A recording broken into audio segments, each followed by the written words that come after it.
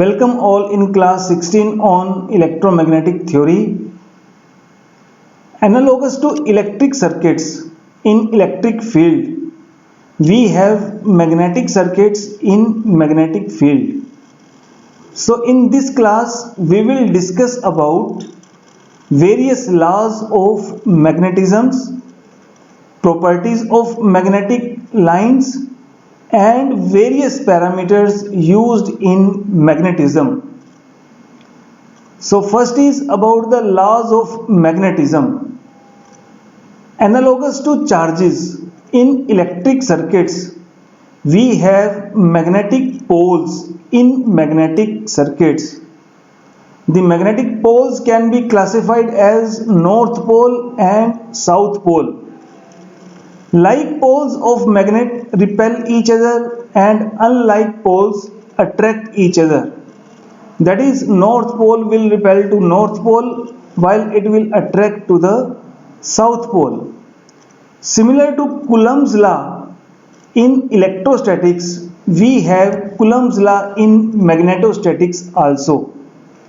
The Coulomb's law in magnetostatics states that the magnetic force between two poles is directly proportional to the product of pole strengths and inversely proportional to the square of distance between them. That is, if two poles having pole strength m1 and m2 are separated by a distance r, then force between these two poles is given by K m1 m2 divided by r square. Here K is a constant depending on the medium between the poles. The units of magnetic pole strength m is ampere meter. Analogous to electric field, in magnetic field we have magnetic field strength B. As the electrical field strength E was defined as the ratio of force experienced by unit charge, analogous to that, magnetic field strength B at a point is defined as magnetic force experienced by unit north pole. That is, B is Fm by m. So magnetic field strength B is defined as the ratio of magnetic force experienced by a magnet of pole strength m divided by the strength of magnetic pole, which in this case is m. For a magnet with pole strength m1, the force experienced by pole of strength m0 is given by Fm is K m1 m0 by r square. So the expression of magnetic field, which is ratio of force experienced by pole strength m0 divided by the strength of the pole, which is m0, is given by K m1 by r square. Now it is pertinent to mention that magnetic field is not only produced by a magnet.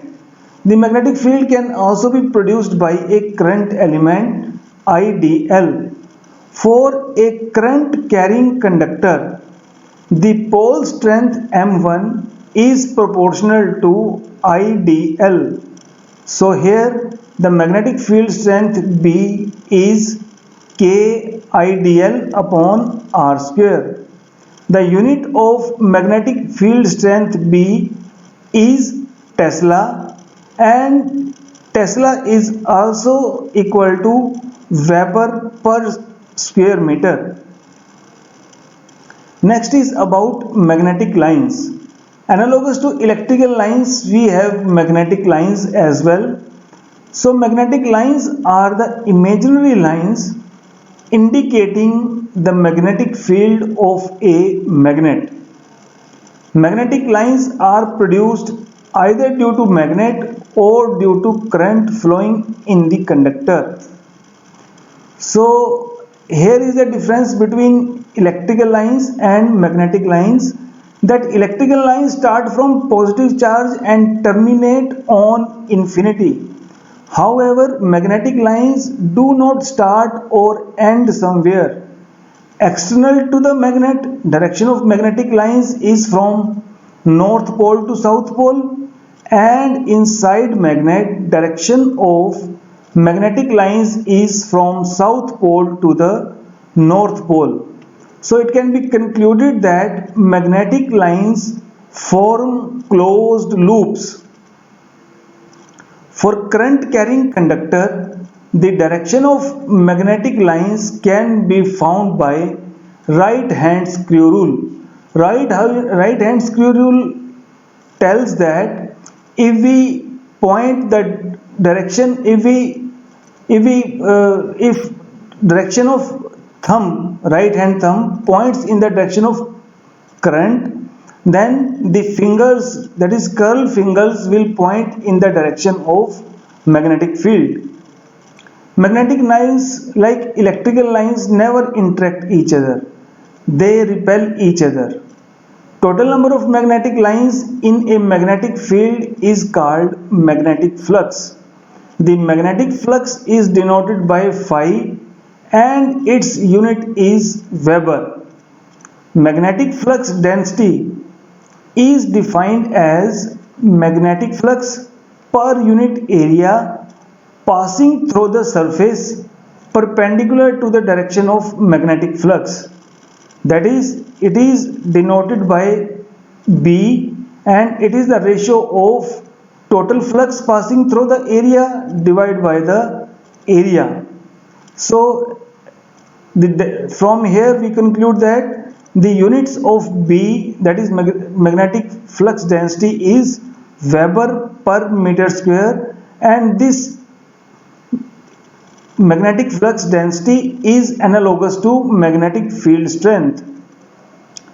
In case magnetic lines is not perpendicular to area vector A, in that case magnetic flux linked with the area is given by total magnetic flux passing through the area is BA cos of theta, where theta is angle between B and area vector A. So flux can also be written as B dot A, or it is also written as BNA, where Bn is a vector along area vector. Next is about the various parameters used in magnetism. In electrostatics we are using resistance, current, potential. So analogous to this we are using various terms in magnetism also. So first is magnetic field strength H. It is the amount of magnetizing force. Magnetizing force due to current carrying conductor is directly proportional to the current carried by the conductor and length of conductor. SI unit of magnetic field strength H is ampere per meter. Magnetic flux density B is the amount of magnetic force induced on the given body due to magnetizing force H.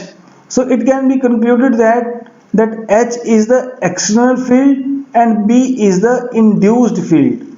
The amount of magnetic force induced depend on the strength of the external magnetic field strength H and the nature of the medium of given body. Its unit are Tesla or Weber per meter square. That is, magnetic field strength H and magnetic flux density H has the same unit of Tesla or Weber per meter square. Both B and H does represent the strength of the magnetic field, but H is considered as external source of magnetic field and represents the magnetizing force, it pumps into the surrounding medium, whereas B represents how effectively the medium utilized the magnetizing force. Magnetic flux density B is related to magnetic field strength H by using B is equal to mu H, where mu is the permeability of the medium. Analogous to current in electrical circuits, magnetic flux flows into the magnetic circuits. So analogous to current in electrical circuit, we have magnetic flux in magnetic circuits. Analogous to resistance in electric circuits, we have reluctance in magnetic circuits and is defined as the opposition to flow of flux. The reluctance offered by magnetic circuit is given by reluctance is equal to 1 upon mu L by A, where L is the length of the magnetic circuit, A is the area of magnetic circuit. Magnetomotive force or magnetic potential is analogous to potential in electric circuit. Analogous to Ohm's law in electrical circuit, which is V is equal to IR. V in magnetic circuits, we have magnetomotive force is equal to reluctance multiplied by flux. Similar to Kirchhoff's voltage law, that is algebraic sum of voltages is equal to in a closed loop is equal to 0. In magnetostatics, we have like V is equal to summation of Ri.